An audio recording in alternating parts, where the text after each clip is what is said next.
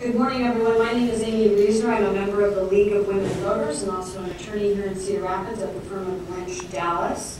We are here today because the League of Women Voters of Cedar Rapids and Marion, a trusted, nonpartisan political organization, sponsored today's forum. Our members do hands-on work to safeguard democracy. While we never endorse a candidate, we are directly involved in shaping important issues that keep our community educated and strong. The League welcomes all eligible voters to membership, both men and women. We want to thank the following people who are here today: Mr. Stephen Pace, who I'll introduce more thoroughly in just a moment, Justice David Baker, and Judge Van Zimmer.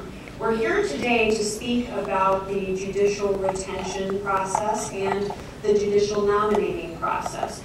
Normally, at this time slot on the weekends, we hold a legislative forum, but I think the legislators are a little busy right now. So we decided this is a very important topic that we'd like to address while we let the legislature complete their session this year. I'd like to first start off by thanking Deb Roberts for helping with arrangements and Mercy Medical Center for the use of this facility. It is also much appreciated that the City of Cedar Rapids provides local cable television coverage. And this forum will be rebroadcast on Mediacom Channel 18 on Thursday evenings after the City Council meeting on I'm On, City of Cedar Rapids Channel 6. Also, thank you very much to Pro Video for their fine taping and Neighborhood Network News for their taping as well. So our structure today will be that I will introduce our speakers, and then they will each have up to 10 minutes for opening comments. After that, there will be no timing on their answers. I will take questions from the audience. You have slips of paper there in front of you with pencils. Write your question on the slip of paper, raise your hand, and the League of Women Voters volunteer will come and collect the question and bring it to me. We use this process so we don't have microphones floating around in the audience. It's not that we're trying to control your questions, although sometimes we do receive more than one question on a topic, and I try to combine those and ask them to our panelists. Only questions dealing with these topics today will be discussed, and obviously we encourage you to engage in a civil process here today, which means we won't be taking questions that attack individuals or personalities or parties. So I would appreciate it if you would follow those guidelines. And please save your applause until the forum has ended. Thank you. And now to introduce our panelists, starting with Mr. Steve Pace, who will be speaking first. Mr. Pace is an attorney at the firm of Shuttleworth and Ingersoll here in Cedar Rapids. He served on the Judicial Nominating Commission for a 6-year term, I believe, from 2005 to 2011. We also have with us Justice David Baker, who was a district court judge here in Linn County, appointed to the bench in 2005. Was then appointed to the Iowa Court of Appeals in 2006 and appointed to the Iowa Supreme Court in 2008. He is now currently in private practice. Also with us today is Judge Van Zimmer, who was a judge until his retirement in September of 2008. He served on the Court of Appeals from 1999 until 2008 and authored more than 1,000 appellate opinions before his retirement. Although his retirement is probably still quite busy because he serves as a senior judge and assists with our judicial branches still to this day. We'd like to begin by taking the opening remarks from Mr. Pace. Good morning. Thank you. Good morning. Everybody can hear me? I hope? Okay, great. Thank you. I did serve on the Judicial Nominating Commission for the Supreme Court and the Iowa Court of Appeals. And so we selected judges for both. We met 8 times, starting in 2005. And it was an interesting process. Let me tell you about how it works in practicality. I think that might help you with some background and sort of something that I think you probably need to know as it relates to how we select judges. How does the commission work? Well, the commission is gender balanced, and that is by rule. And by statute, it's so many men, so many women that rotates. It's geographically balanced because the lawyers are elected It's actually old congressional districts as they existed in 1962, which is why they do that. Well, that's when the commission system went into effect, and so we do it that way. And then the governor appoints half of the commission as lay people. So you have 14 members, 7 lawyers, 7 lay people. The governor appoints 7, so you have the elected governor appointing 7 of the half of the commission. And then the lawyers are elected by lawyers in those districts. So it's 7 and 7. It's a 6-year term, as I said. And it meets whenever there's a vacancy, and that can occur for various reasons: retirement, illness, or if somebody was removed from judicial election, retention election, which in fact occurred.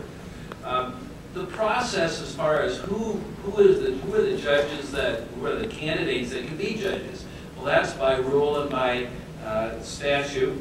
You have to be admitted to license to practice law in the state of Iowa. You have to be a resident of the district in which you're going to serve, or in the case of the state of Iowa. And you have to be of a certain age. You have to be young enough so that you serve the 1-year sort of stub term until the first retention election, and then a full term after that before you get to the age of 72. Now, there's some people that are saying, well, wait a minute, that means if I'm more than 61 years old, I can't run to be a judge. That's right. I mean, that's the rule. Some are saying, well, that's not fair. You know, I'm doing well at that age. Well, that's the rule right now. It could be changed, but that's the way it was. And the reason that is because when the legislature decided that, they decided there were judges that were staying on too long, and they needed to get some younger folks. So that was the reason for that. Whether that's good or bad, don't know, but that's the current rule. So those people can nominate themselves. If they want to run for judge, they say nobody has to nominate them. They start the process. They fill out the application, and they come in, and we talk to them. There's these retention elections occur then the first election cycle after they're appointed. They come up. So you'll have, since we have 3 new Supreme Court justices, they'll come up this next time. And then you have every 8 years for Supreme Court, every 6 years for Court of Appeals or District Court judges. The way that the folks come to us then on the commission is that they fill out an application. It's a long application. I filled it out. I thought, you know, if I'm going to make these people fill this out, I should fill one out too. I was in my 3rd hour of trying to put the information together, and I thought, you know, this takes a long time because it goes all the way back to your schooling, things you've been involved with as far as legal opinions, if they've been a judge, just all sorts of things. There's also an investigation of them by the state court administrator, so we get that information. And if they're a judge, we get information about whether they're timely in their opinions or not. They keep track of that. And then also the DCI investigates them. And occasionally we'll get some people that maybe have forgotten about some of the things that they did when they were younger. We learned about that. But usually they're pretty good about telling us about all of that so that we have the full picture before. Then there are interviews. And in the case of the State Commission, they actually come usually one-on-one and just talk to us as long as they want to about whatever they want to talk about. And then there's formal interviews after that, and that's the whole commission. Now, you may remember, some of you probably saw it, that it was on TV and streamed when we did the 3 Supreme Court justices at once. That was the first time that we had an open session. Members of the public could come and watch. It was also on television, and there was a blog going on. As we were doing this, there was a member of the press in the basement of the court building that was actually blogging about what they were seeing at the time, and people were commenting. One of the commissioners had a laptop next to me and was showing me as it went on about some of the comments that were being made during that, which was quite interesting. Some of them I shouldn't probably repeat here because they were pretty blunt. But in any event, that was an interesting process and really a good process, because we were wondering as a commission, if we open this up, are people going to come in and make speeches and sort of disrupt the process? that didn't happen. It was a good process, and really it was very similar to what it had been when it was a closed process. So anyway, so that occurs, and then we meet, talk about the candidates, and then we vote. And it's a secret ballot. Nobody knows who votes for whom, and we come up with 3 candidates, and they go to the governor, and then the governor picks. And so you have the elected governor deciding on half of the commission, and then you've also got the governor picking the actual judge or justice that goes up, or that is appointed. It's not a political process. We don't talk about politics. The commissioners are not elected as from one party or another. In fact, we didn't even know which parties we were all from until people started writing newspaper articles about us, and we said, oh, really? I didn't know that. How many of who was what? We don't ask political questions. We don't ask the candidates about how they'll vote on something, or how they'll come out in a decision, because that isn't something that you should do. And I just want to tell you, if you were there the whole time, if you were there watching all this process, you'd be encouraged, I think, because what we end up with is people that are the best, the smartest, the most dedicated, and those that are the best qualified to serve. And it really works. It really works. You would be proud of this process if you were part of it. I have been, and I see my time is up. So we'll answer questions later if you have any things. Thank you. And I think up next is Judge Zimmer. Actually, the first thing I'd like to do is consent to have you, if there's anything else that Steve wanted to say about that process, take it up. The only thing I wanted to say was that we have a system that's a good system, in my opinion, and elected judges is not a good system. And we're going to get comments from the others about that. But if you've ever been in Illinois or Texas or one of these places where they elect judges, and talk to the lawyers there about how much money everybody has to give, when the judge comes by and says, how much money are you going to give me? And then that same judge is against you. You've got a case before that judge. It's a very uncomfortable situation. It's not good. And we have a great system now. So that was all I wanted to say. Thank you. Thank you. As has been indicated, my name is Van Zimmer. Am I being heard all right in the back as well? It's my great pleasure to be here today. I think anytime you have a forum like this, you need to have somebody that is from out of town, has a beard, has a nice pair of glasses that he or she could look over, and also has a briefcase. And I qualify on all of those counts. So I'm actually here because I've been around this process quite a bit. I was first appointed to the district court bench back in 1985, went through this process was then appointed to the Court of Appeals in 1999, went through the process again. And I was thinking as I drove down here today, I'm actually from Benton, Iowa.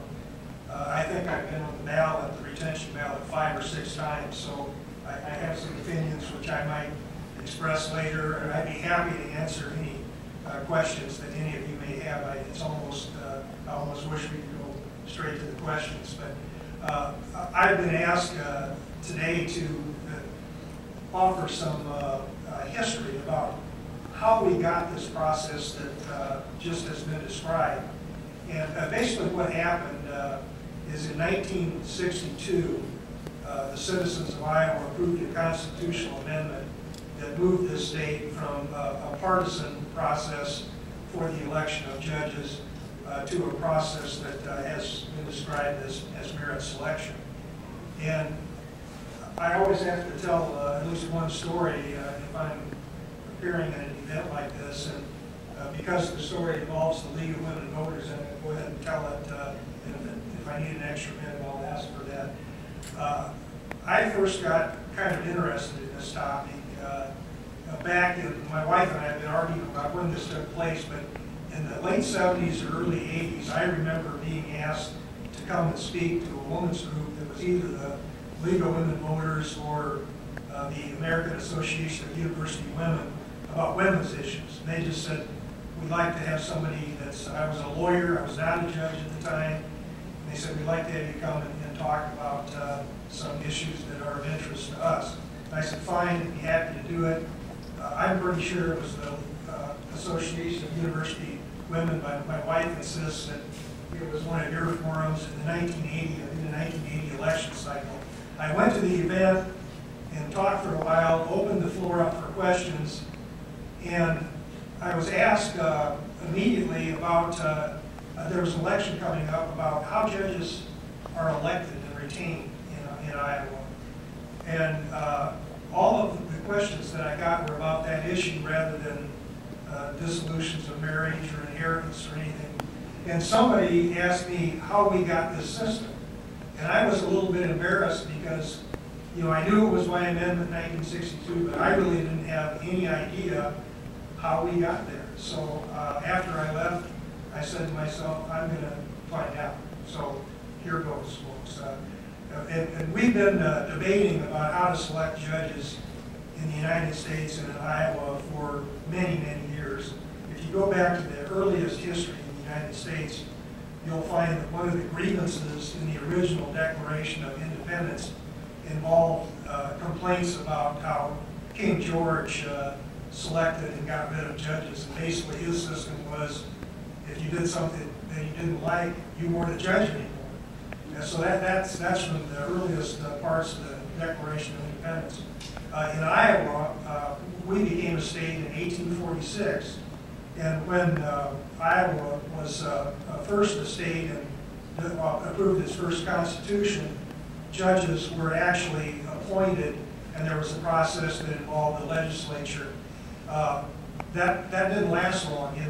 Some of you may know that in 1857, Iowa adopted a second constitution, and that constitution changed how we select judges, and we went to a system of partisan elections, and we actually had contested elections in Iowa for the next 100 years. A lot of people have forgotten that, but we had them just like we elect candidates for the governor or any other political office.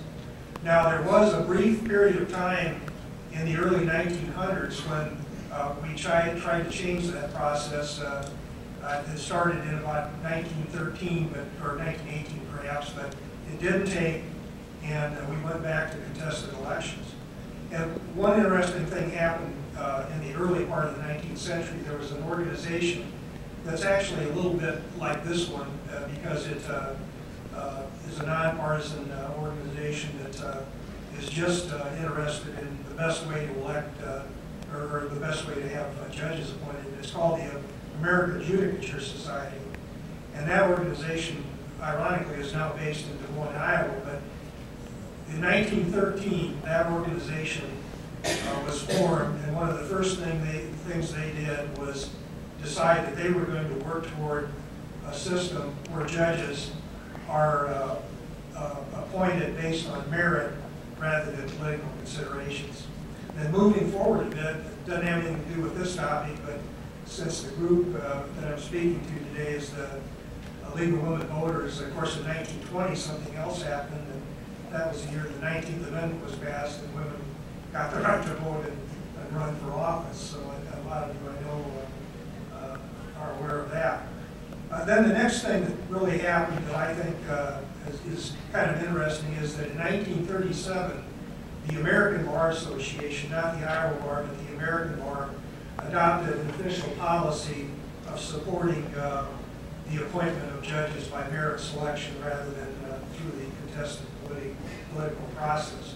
Then moving ahead to Iowa, it was in about probably the early and late 1950s that the citizens of Iowa started expressing some pretty significant unhappiness both with how judges are appointed and how judges are then retained in office. And in the 50s, the process that actually was used was sort of a convention system. And what would happen is Republicans and Democrats would get together, usually in the courthouse, and they would visit with one another. It was almost in a caucus-type forum. And it was an intensely political process. They would pick candidates, and then those candidates would run as Republicans or Democrats in a contested election, just like the other political candidates. And many times, often judges were appointed with very little regard for their actual qualifications, and sometimes they would win or lose just based on how the political winds were blowing. There were also some pretty serious complaints about how judges actually performed. A lot of people thought the judges were far too partisan. They were concerned that judges were taking money from special interest groups, and then those very people who were giving them money might be appearing before them in a case. There was also some concern that the judges that were appointed were too old. You know, that was a complaint that was often heard. And there were complaints that really not the best candidates were being selected to be presented to the people in the election. So there were a number of groups that kind of got together and said, well, let's try and change this system. And I know my time is running a little short. Might need another minute or two to do this. And if that's okay with everybody, I can wrap it, I think, since we've got an hour. What happened was you had, I'll mention several of the groups. You had the American Bar, or the Iowa Bar Association, the Supreme Court, League of Women Voters, Farm Bureau, several labor organizations. And I'd be real curious if the group can tell me accurately which groups supported going to a retention system and which groups said, let's keep the old system. Let's start with the League of Women Voters. Do you think they were in favor of retention or changing the system? If so, raise your hand. Okay, well, you're right. The League of Women Voters thought the partisan political process was not working well, and they were a big part of the change that occurred. How about the Farm Bureau? What do you think? Did they favor? Okay, we have one person that says yes, everybody else says no. The person that says yes is my wife, and I told her the answer to this question. Ma'am, you are disqualified from further participation. You're wrong. The Farm Bureau actually was in favor of changing the system. It turns out, and I can kind of cut to the chase here, I'm supposed to stop, but I'm going to run the red light. Most of the groups back then that I mentioned were much in favor of changing the system from a partisan political system to a merit selection system. The only groups that I found in my research that opposed reform, at least based on news articles I've read and accounts, were the AFL-CIO and the Federation of Labor. They were opposed. And I don't know why exactly. I can just report that they were two of the groups that were opposed. And to move forward, what happened was I think these groups were effective in convincing many people that we needed a change. And I believe it was in 1958 the Bar Association put together an amendment. And the way this system works, if you have a constitutional amendment, it has to be presented to two consecutive legislative bodies. In 1959 and I think in 1961 again, the legislature approved the amendment that would move us to a merit selection system. I was also going to take another poll, but in the interest of time, I won't. Not very much happens today, unfortunately, in a bipartisan manner. But if you go back and look at the votes in the legislatures, there was bipartisan support for changing our system. I think, just to give an example, in the House, I think in 1959, there were, I think, 80 people who voted in favor of a change and just 20 against, as I recall, or something like that. And when it went on the ballot in 1962, it also did very well. It's my recollection that 70 of the 99 counties in the state approved the amendment. you might be interested in how it did in Cedar Rapids. Do you think it was, let's take another poll. Affirmed overwhelmingly, you'll raise your hand. If it was a closed case, don't raise your hand. Affirmed overwhelmingly? Okay, closed case. Yeah, but it actually did extremely well in Lynn County. It was approved by a margin of about 5-2, which is, I think, is pretty remarkable for a constitutional amendment or ballot initiative. And I've got lots I could say, but I think in the interest of time, I'm going to stop, and then maybe I'd be happy to come back and talk about a couple of things that you might have some interest in.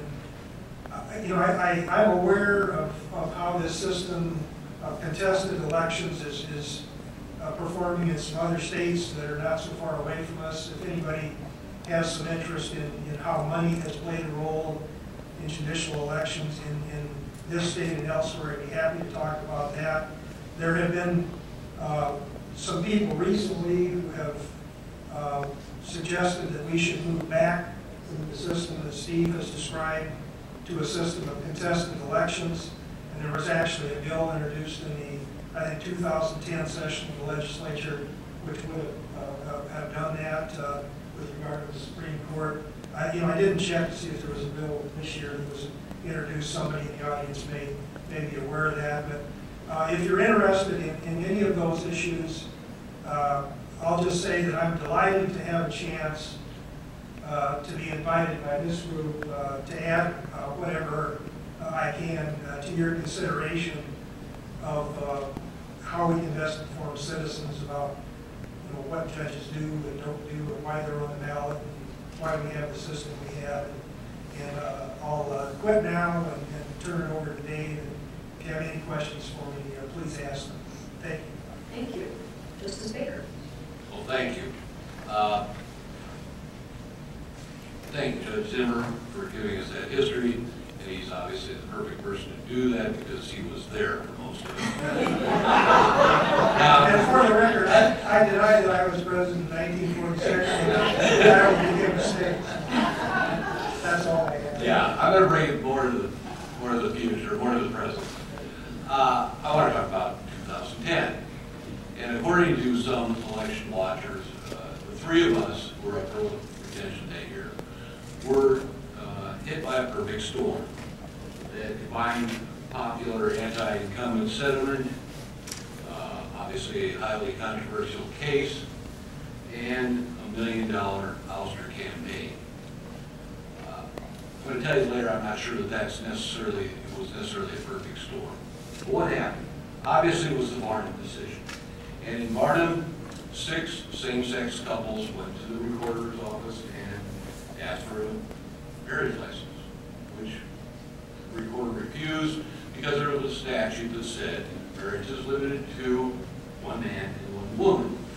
Now, you need to understand that marriage, under our Iowa code, is defined as a civil contract. So, our question was, could the state limit same-sex couples from entering into a civil contract? That was the issue. It was not about the traditional religious marriage, and in fact, the court specifically said that the churches, synagogues, anything, mosques, can continue to regulate marriage as they define it in any way they can. The only question before us was this civil contract and the bundle of rights and responsibilities that go along with it. And we are constrained by the Constitution, which we have an equal protection clause, and furthermore, we have a clause in the Constitution that says any statute that violates the Constitution is void.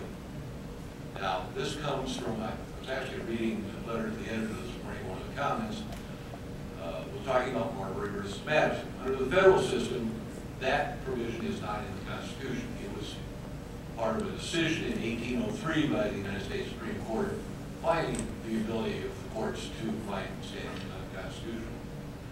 It was, however, incorporated in Iowa's Constitution.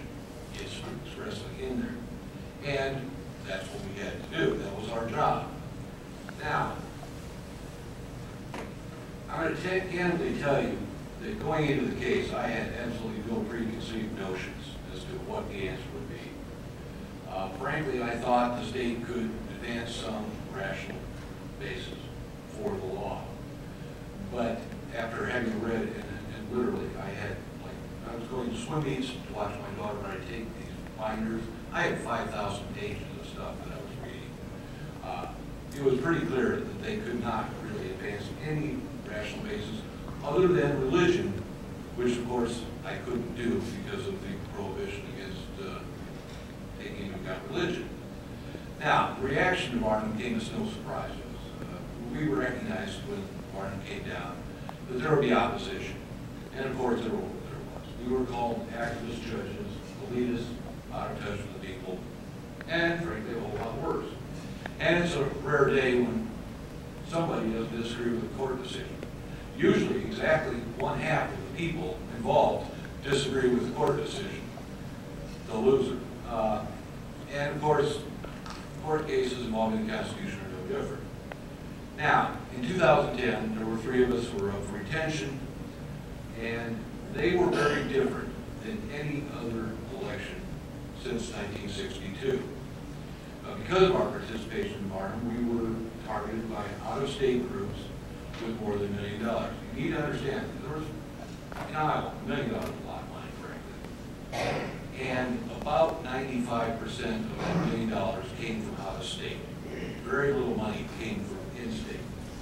And they claimed that we had overstepped our constitutional role by claiming that we were a same-sex marriage state. Actually, what we did was just look at the civil contract. Now, their claim was not that that our legal analysis was wrong. In fact, I don't think I ever heard anybody say anything about the legal analysis. What they claimed, however, was that we had ignored the will of the people. And despite the fact that the court's ruling did not affect religious beliefs or practices, they believed that we had somehow violated either the will of the people or, as they saw it, God's law or natural law. And in fact, there was a project called Project Jeremiah where preachers were urged to vote against it. And they did this even recognizing that this might violate their tax-exempt status. And in fact, one leader, Pastor Terry Gordon in Sioux City, offered this prayer from the pulpit. Dear God, please allow the IRS to attack my church so I can take them all the way to the U.S. Supreme Court. I kind of find irony in this because he claimed that we should be losing our jobs because we ignored the will of the people as expressed in the Defense of Marriage statute by declaring that law unconstitutional. Yet, somehow the law about taxes as expressed by the will of the people by the legislature should be found unconstitutional. I don't know. Maybe these prayers will be answered someday. Now, we recognize that there was going to be opposition when the retention vote came up. And we recognized as the election came closer, there would be organized opposition. We were not naive. This didn't sneak up on us or catch us by surprise. We are permitted, under our rules, to form campaign committees. And despite this ability and the knowledge that formal opposition would occur, the 3 of us sat down, we talked, and made a deliberate decision not to form campaign committees. This decision reflected our beliefs and our view of the role of the judge. We strongly believe that the people of Iowa did not want us to be in the position of raising money for a campaign. We felt we had to lead by example. We didn't believe that anybody appearing before a judge wanted to worry about whether or not the opponent or their attorney had given the judge money for their campaign when in fact they had. We recognize that this move may not have been the smartest politically, and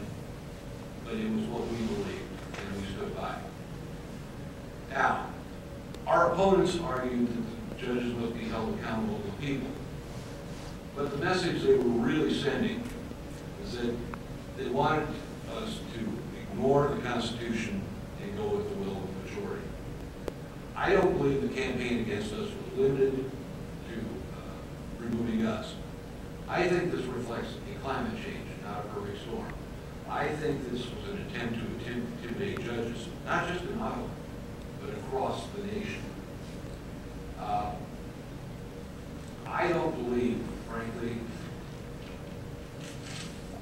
that the people of Iowa want our judges to stick their finger in the wind and determine which way the wind is blowing. Or take a poll. I have a law clerk when I was on the court. I did not have a pollster.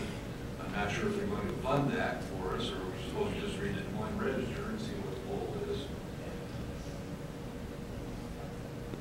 You need to understand, in 2009 and 2010, $45 million was spent on state judicial elections. In one case, in West Virginia, Massey Cole, the CEO, gave one candidate $3 million to support a judge who had the swing vote in a $50 million verdict against Massey Cole. Now, do you suppose that was to ensure fair courts, or was it intended to curry favor? Did Massey Cole really want the scales of justice leveled, or did they want the scales tipped in one way or the other? I don't think money in Iowa was there just for us. It was a national campaign. At the end of the day, the debate about controversial court decisions and the judges make them boils down to a simple question. What kind of a system do the Americans want? A court system based on public opinion polls, campaign contributions, and political intimidation, or a court system that issues impartial rules based upon the rule of law? Thank you all. Just a quick reminder that you can pose questions to the panelists by filling out a slip of paper, which should be at your table there, raising your hand, and a volunteer will bring them forward to me, as some of you have already done. So let me talk a little bit first about some of the questions that focus on process. One question was, if I don't vote on retention, does that have the same effect as voting to retain? I can take that one. Let me start with the fact that in almost every retention election, about 25% vote no. Good, bad, or different, they just throw the bombs out. Okay? So 25%. What happens, and not many people will turn the ballot over on the backside of the vote. So a disproportionate impact can be felt if the no voters mobilize and those who would normally vote yes simply don't vote. So yes, it would have a disproportionate impact if those who would normally vote yes do not vote. If judges are selected on merit, why limit eligible nominees to the court from the district or the state? Why not have a nationwide or a broader search? Because the statute and the Constitution that establishes the procedure says that. I don't think you probably would want to have somebody from New Jersey who had never been to Iowa serving on the Iowa Supreme Court or deciding their cases. I guess I wouldn't. Maybe somebody would disagree with that, but generally speaking, we want Iowans to be deciding cases for Iowans and not somebody from somewhere else. So, and that has been, again, established by statute, and I'm not sure if it's in the Constitution or it's in the statute, but it's the Constitution. And everybody does, every state does it that way. That just is a sort of a common sense thing, but maybe not everybody. It makes sense to me. Well, another question, could the process by which the U.S. Supreme Court justices are nominated and appointed be used in the Iowa process? Well, it would require a constitutional amendment. I think we'd have to go through the same process that the state went through that I described in 1962. So as a practical matter, I think that's the only way that change could be accomplished, assuming that we wanted to do that. And maybe that's the question. The question is, would that be a fair alternative to the current system? Or can you think of another fair alternative to the current system? Well, there are certainly people, I think maybe the person that asked the question had in mind that our Supreme Court justices receive life tenure. And that was one of the compromises that was made way back, when our original Constitution was enacted. They discussed how judges, at least Supreme Court justices, would be selected, and decided that the Congress would be involved. It would be a presidential appointment, so you've got both branches of government involved. But then the judges were given lifetime appointment to insulate them from the political process. Now, some people think that that's the best system. Others think that our system is better, and others think that there are other systems that are better still. So I guess all I'll say is that would require a constitutional amendment to make that change if we wanted to do it. Could I, please? Just one of the things that happened during this last few years is that there are lawsuits that were filed attacking the commission system, the makeup of the commission, how the commissioners were appointed or elected. In addition to that, that it's not fair to have it this way, that people ought to decide these things and have more input, and so it would be better if the elected official, as the governor, just picked whoever they want and not have a commission system at all. And so why don't we do that? And then that all was sort of being driven by the fact that are there really, is the public getting input into this system? I mean, are the people heard? Okay, and so I've thought a lot about that, and the people are heard in a lot of different ways. One is the governor ultimately picks who's going to be. The governor's elected, okay? When, as a commissioner, I am considering all these candidates, I get letters, calls. I'm at church, somebody will stop me and say, I want to talk to you about so-and-so. I mean, there is an intense lobbying process that occurs with the commissioners during which a lot of input comes from a lot of different groups and so forth. Now, I can tell you that does not come from the governor's office. It's not supposed to, and it doesn't. So that's good. But people call and talk to you all the time and write letters. Sometimes I have 50, 7,500 letters on one candidate. So there's a lot of input that occurs during that process. And then the governor, of course, when they're picking, they have the public comes and talks to them about who they want, who they don't want. So there's a lot of public input in my judgment. Steve, let me just ask one question on that point. When you are receiving the public input, what percentage of that input is a layperson versus an attorney? It's both. It's people that knew somebody from an activity, from work, from their church, and those can be, those aren't lawyers necessarily. There are lawyers too, especially if they're judges that are up and they're a candidate, then lawyers tend to know more about how they work and what they do and how they decide and how diligent they've been and how good writers they are and that sort of thing than lay people, because lay people don't tend to have that kind of information, but they do sometimes too. And you actually might be surprised. I was, when I was in practice, primarily a plaintiff's attorney.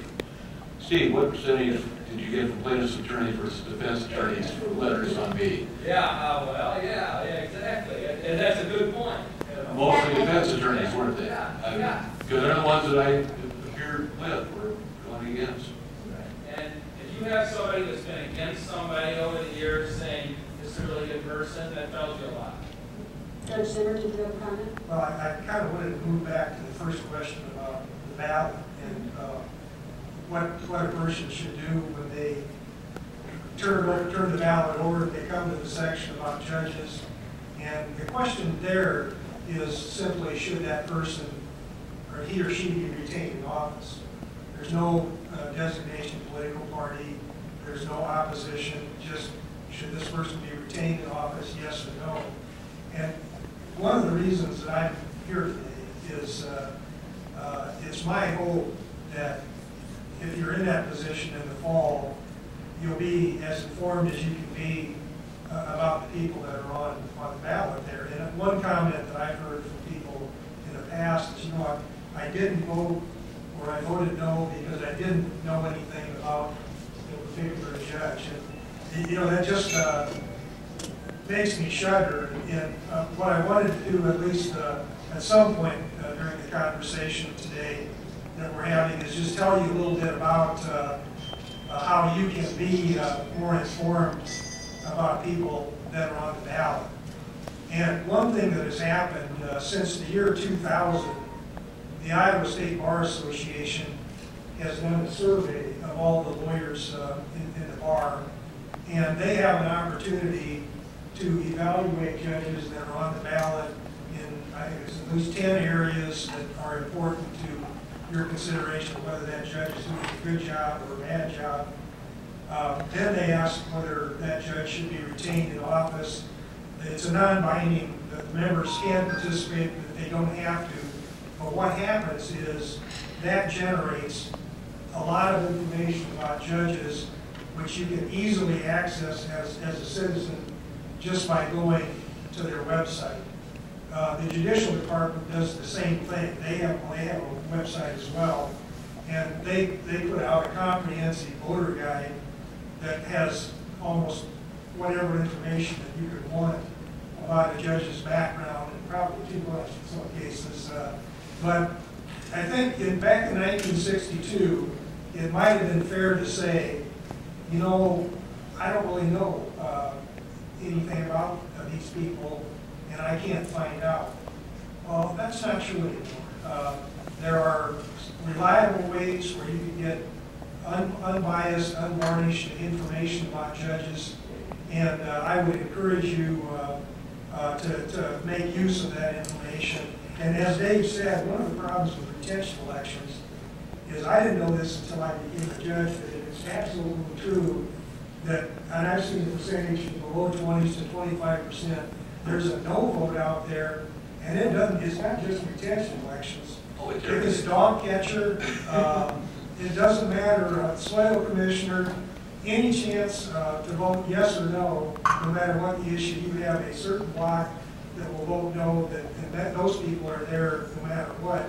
And then if you have smaller numbers of people voting in the retention election because maybe they're unsure about, they don't have information about a particular judge, if you have some people that are running a campaign against a particular judge, I think you have a real opportunity to have not very many people really determine the outcome of an election, which I think is unfortunate, no matter whether you're a Republican, a Democrat, or an Well, that actually leads into the next question, which is, if someone wants to support a judge, how would they go about doing that without giving them money, for instance? So in this process, we have the anti-campaign, let's say. How do we have a pro-campaign? There was an outside group. However, it really didn't get formed until October. And frankly, it was too little, too late. But groups such as this need to discuss the educational. Frankly, in my opinion, there is a stunning lack of basic civics by people.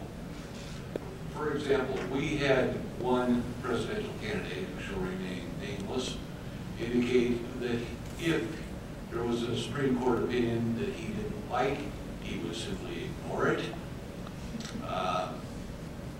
There was another campaign individual who said he would immediately repeal Obamacare the day he took office. I'm a little confused on that. I thought that was Congress who did that. Education is necessary. The need, if we go back to Hamilton and the Federalist Papers, this whole idea of fair and impartial courts was envisioned by our founding fathers. It was not designed to be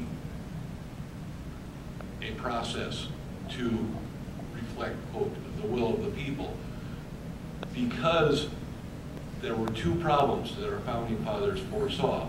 One was the state, or the government, infringing on the rights of individuals and taking power away from things that had been reserved to the people. That's one issue. The second issue is majorities imposing their will on minorities, both of which require the courts to remain impartial in order to effectuate those rights.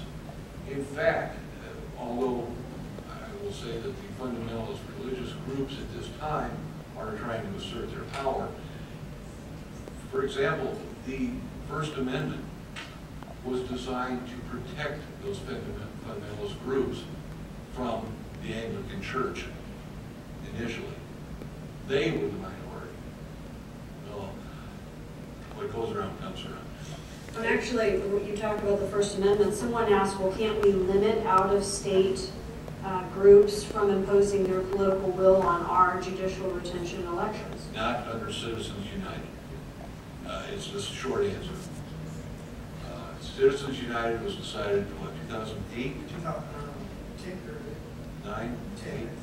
10?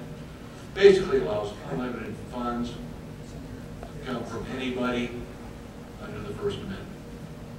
Well, The other problem, just real briefly, is at least in a contested election for judges, you know who your opponent is, you know who they've been, they're going to be there for a while, you can actually do something. Under a retention election, they can come in with $1 million a week before the election and absolutely blindside a judge. If I could just pick up on that, I think maybe Dave or Steve mentioned that we're entering a new era, and I'm concerned. I think it's worth mentioning that we went, as nearly as I can tell, and I probably looked into this more than maybe anybody. I'm not aware of any case between 1962 and 2010 where an organized group spent money trying to unseat a judge in a retention election. If that happened, you know, I don't know about it. And I've tried to monitor that and look into it. There have been a couple of incidences where individual judges were attacked around the state unsuccessfully. And, you know, it's same-sex marriage now, but I'm not sure we should focus on that. It's been in the death penalty, issues related to abortion, hog lots, gun rights, water rights, you name it. First Amendment issues, water rights, lots of different things. And what I'm worried about is this. As Dave just said, I don't think when we established what I think is a system that has served us very well for 50 years, that the people in 1962 had any notion that in, let's say, 2010, you would have a group of people spend $1 million, and I think that number is accurate as far as I know. It's very difficult to know exactly what the number is and who contributed, but I think Dave is right. All evidence that I've seen indicates that number is correct, and about most of the money came from out of state. Now, in fairness, there was some money, the group that tried to support the judges, there was some money from out of state that came into that group as well. But what does a sitting judge do? Let's say I'm on the ballot on the Court of Appeals. I don't have a political organization. I don't have a campaign committee. I don't have anybody to raise money for me. And all of a sudden, somebody spends $500,000 on 15 to 30-second TV ads that are slickly produced. I'm in real trouble. And I think it's up to groups like this and other groups in Iowa to decide what the future is. Do we want to go to a system like they have in lots of other states, whether it's we're a referendum state or elected, where people routinely make large contributions to judicial candidates and then show up in their courtroom? And that happens in other states. One of the reasons, again, that I'm here today is when I first became a judge in 1985, I was sent to a place called the National Judicial College the following year. And that's a training ground for judges all across the country. There are judges from all over, almost every state that are sent to this location to learn how to be a judge. And that was the first occasion that I had to be around a large number of judges from states where judges ran in contested elections. And I remember, many of these judges became acquaintances or friends, and I was stunned to learn when we would talk about this issue.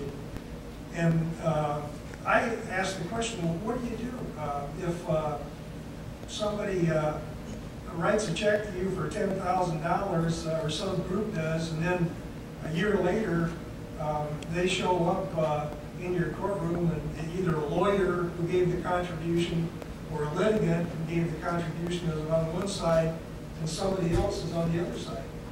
Do you get out of the case?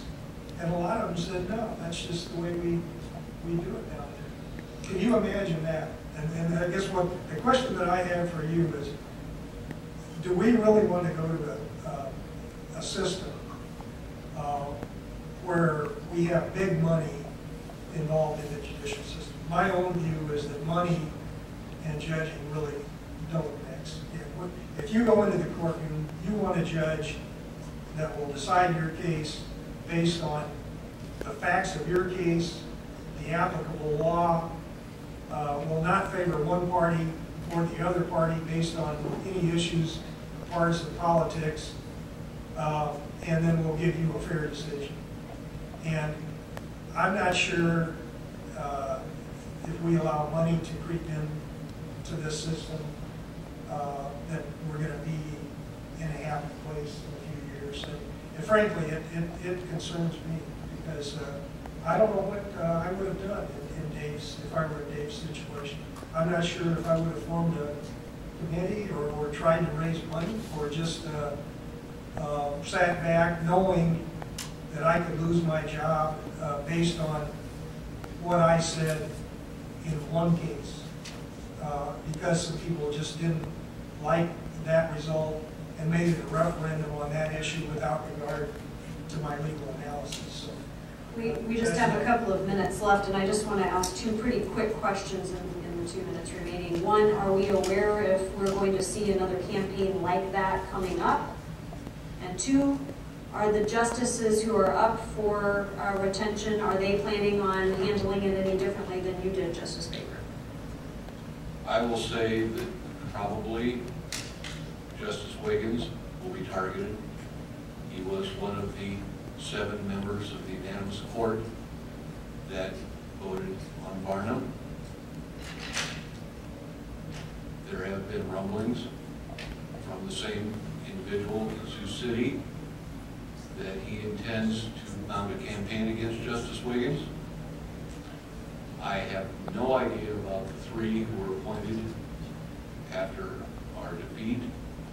I suspect there is not going to be the fervor to go after them, but I can almost guarantee you that there will be organized opposition to Justice Wiggins. Well, thank you all very much for your time. This has been very informative. We appreciate all the questions that we took from the audience. Thank you. We'd also like to thank Mercy Medical Center for allowing us to host this forum here today.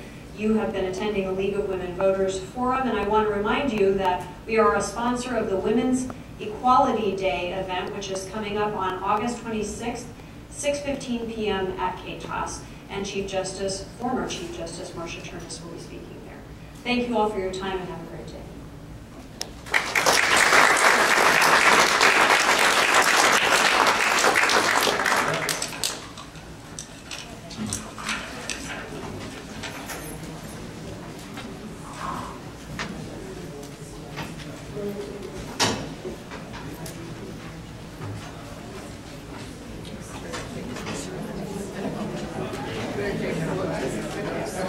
That's